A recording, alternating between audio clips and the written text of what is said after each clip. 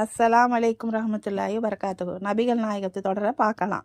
நபிகள் நாயகம் ஸல்லல்லாஹு அலைஹி வஸல்லம் அவர்கள் ஆட்சி தலைவராகவும் ஆன்மீக தலைவராகவும் உயர்ந்து நின்ற காலத்தில் அவர்கள் எத்தகைய உணவு உட்கொண்டார்கள் என்பதை முதலில் பார்ப்போம். மாமன்னர்கள் உண்ட உணவுகளை அவர்கள் கண்களால் கூட கண்டதில்லை. சராசரி மனிதன் உண்ணுகின்ற உணவை கூட அவர்கள் உண்டதில்லை என்பதற்கு அவர்களின் வரலாற்றில் ஏராளமான சான்றுகள் உள்ளன. எங்கள் வீடுகளில் 3 மாதங்கள் அடுப்பு பற்ற வைக்கப்படாமலே கழிந்திருக்கிறது என்று நபிகள் நாயகம் ஸல்லல்லாஹு அலைஹி வஸல்லம் அவர்களின் மனைவி ஆயிஷா ரலியல்லாஹு அன்ஹா அவர்கள் கூறினார்கள். என் சிறிய தாயாரே, அப்படியானால் உயிர் வாழ எதை உண்பீர்கள் என்று நான் கேட்டேன்.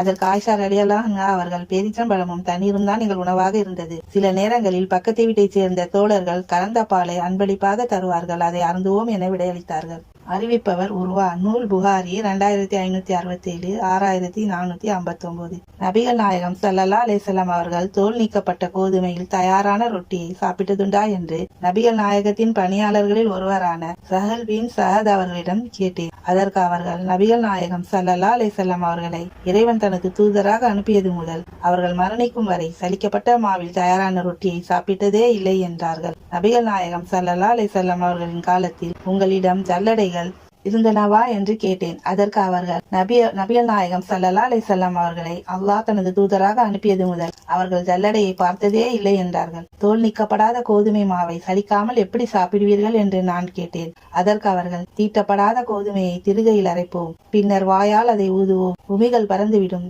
எஞ்சியதை தண்ணீரில் குளித்து சாப்பிடுவோம் என்று விடையளித்தார்கள். அறிவிப்பவர் அபு ஹாசிம். நூல் புகாரி 5413. நபிகள் நாயகத்தின் குடும்பத்தினர் நபிகள் நாயகம் ஸல்லல்லாஹு அலைஹி வஸல்லம் அவர்கள் மரணிக்கும் வரை 3 நாட்கள் தொடர்ந்து எந்த உணவையும் வயிறார உண்டதில்லை என நபிகள் நாயகத்தின் நெருங்கிய தோழர் அபூ ஹுரைரா ரலியல்லாஹு அன்ஹு கூறுகிறார். நூல் புகாரி 5374. நபிகள் நாயகம் ஸல்லல்லாஹு அலைஹி வஸல்லம் அவர்கள் மதீனாவுக்கு வந்தது முதல் அவர்கள் மரணிக்கும் வரை அவர்களது குடும்பத்தினராகிய நாங்கள் தொடர்ந்து 3 நாட்கள் வயிறாக உண்டதில்லை என நபிகள் நாயகத்தின் மனைவி ஆயிஷா ரலியல்லாஹு அன்ஹா கூறுகிறார்.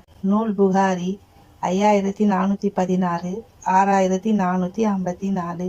ஹஜ் பெருநாள் பண்டிகையின் போது கறிக்குழம்பில் மீதமாக கிடக்கும் ஆட்டுக்காலை 15 நாட்களுக்கு பிறகு எடுத்து வைப்போம், அதை நபிகள் நாயகம் ஸல்லல்லாஹு அலைஹி வஸல்லம் அவர்கள் சாப்பிடுவார்கள் என்று நபிகள் நாயகத்தின் மனைவி ஆயிஷா ரலியல்லாஹு அன்ஹா கூறினார்கள். இதற்கு என்ன அவசியம் நேர்ந்தது என்று அவர்களிடம் கேட்கப்பட்டது. அவர்கள் சிரித்துவிட்டு, குழம்புடன் கூடிய ரொட்டியை நபிகள் நாயகம் ஸல்லல்லாஹு அலைஹி வஸல்லம் அவர்களின் குடும்பத்தினராகிய நாங்கள் 3 நாட்கள் வயிறாக உண்டதில்லையே என விளக்கமளித்தார்கள். நூல் புகாரி 5423. மீதமுள்ள ஹதீஸ்களை இன்ஷா அல்லாஹ் அடுத்த தொடரில் பார்க்கலாம்.